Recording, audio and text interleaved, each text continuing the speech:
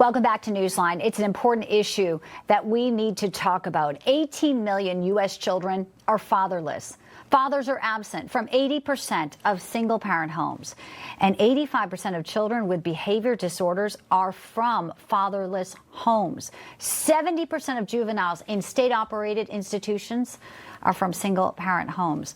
Well, last night, the National Fatherhood Center in D.C. has launched to try and combat this pervasive problem, and the man at the heart of it is joining us now. Former NFL player Jack Brewer is here with us, and also the program director of the Jack Brewer Foundation, Elmo Golden. Such a pleasure to have you both. I mean, Jack, I am so in awe of the work you do for kids. It is important. Those numbers are shocking, but they're not shocking to you.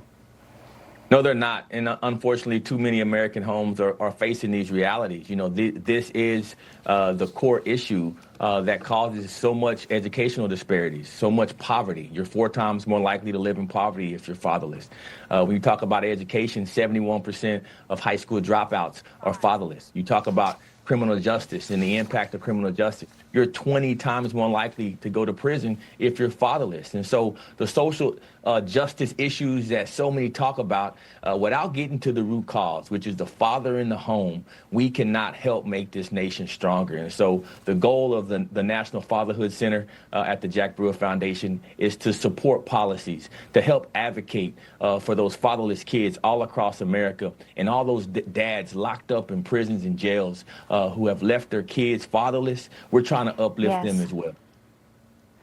And, you know, it's all about, too, it's redemption, and everyone deserves a second chance. And you shared some of those stories with our James Rose, and we showed our viewers. I want to play a little bit, and then, Elmo, get your reaction, because, you know, this Fatherhood Center in D.C. is really a beautiful testament now, concrete evidence of the work you've been doing where people can go to be helped and get the resources. Congressman Byron Donalds of Florida, who may be the next governor of Florida, told our own John Bachman about people who have the right to start over, have the right to begin again.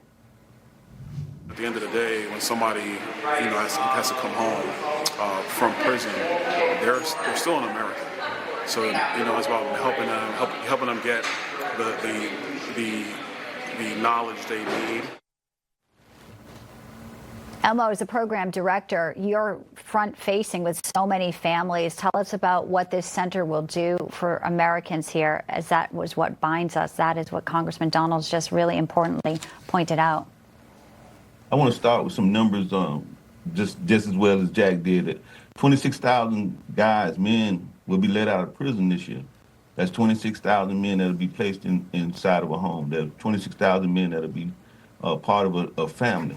And so our job at the Jack Brewer Foundation is to allow those men to have the skills and talents that they need, professional, personal, and the ability to pay it forward as well through prayer, so that they can be instituted back into the family home, into the family unit.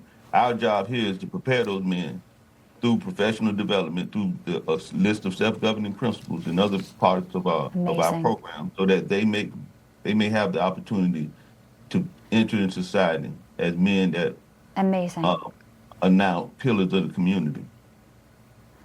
And, you know, you never get that time back, right? And you're giving them now a new lease on life in so many ways. Jack, you've had an amazing NFL career, but your heart is always just so generous, and you have a platform. People know you, and you use it to do so much good. You're not just doing this. You also do a lot in Haiti, which has had it's devolved into chaos. It's heartbreaking to think of what's happening there. There was a ban earlier this week President Trump put in on Haiti. I don't know if that impacts any of the aid you're getting in, but that's also another story, like fatherlessness, that you have worked so hard to put a spotlight on. Just give us an update on where things are at here as well. So what President Trump did was actually he helped our organization and every other organization trying to help the poor people of Haiti, because he declared these Haitian gangs terrorists. And so what that allows us to do is it puts that stamp on them so we can go combat them. And so the same issues we face here, fatherlessness exists in a place like Haiti. They are raping little girls on the streets, these gangs are. These little gangs have completely ravished that community. And so it's not about whether or not we want to, help our neighbor. We have to do this as Christians, Bianca. And so we're here to protect the woman, protect the children. And that's what fathers are supposed to do. And so I applaud President Trump. We're not going to stop in Haiti. We continue. One of our facilities just got burnt down. Another one got taken over by gangs. And so we've had to relocate and evacuate many of our children and our orphans that we support. And so we need prayer. But the Jack Brewer Foundation will not stop. We'll continue to help the most vulnerable people like the Bible tells us to do. I'm so sorry to hear about the setbacks there in Haiti. I didn't know about that. Your final message, and both of you can answer, people out there hear about this maybe for the first time, and they know somebody who needs help or they need help. What do you want them to do? How do they get in touch with what you're doing?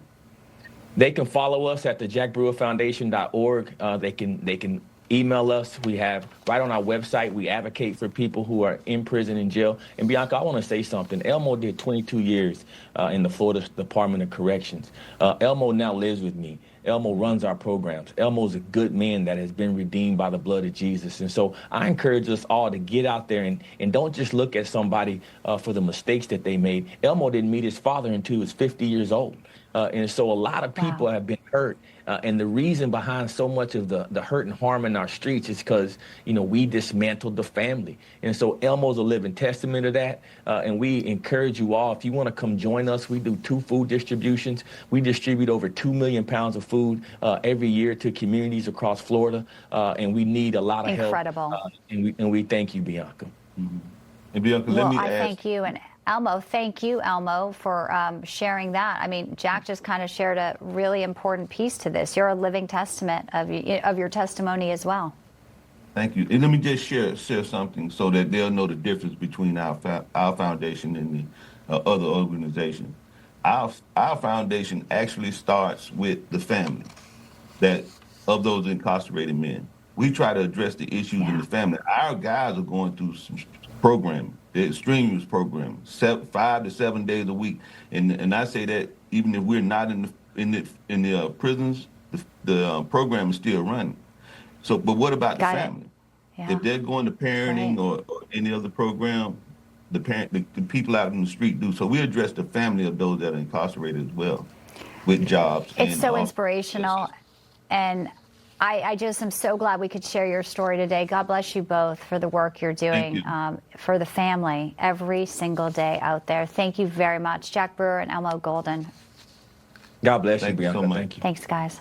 Thank you. All right, folks, we're going to take a quick break.